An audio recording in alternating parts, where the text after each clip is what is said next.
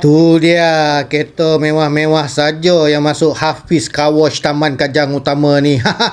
Tapi kalau kau ada kereta biasa pun jangan takut datang sini.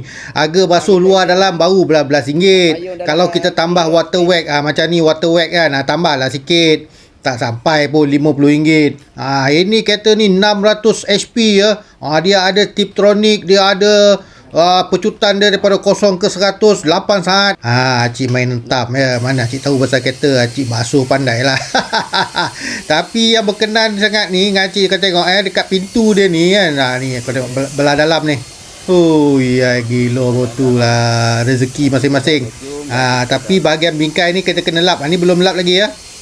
Ini belum lap. Cumanya dia ni belum lap, cumanya tengok ni dekat pintu ni dia tak ada bingkai. Dia cermin je. Oh yai. Aduh, yai, apa benda model kereta ni. Cantik.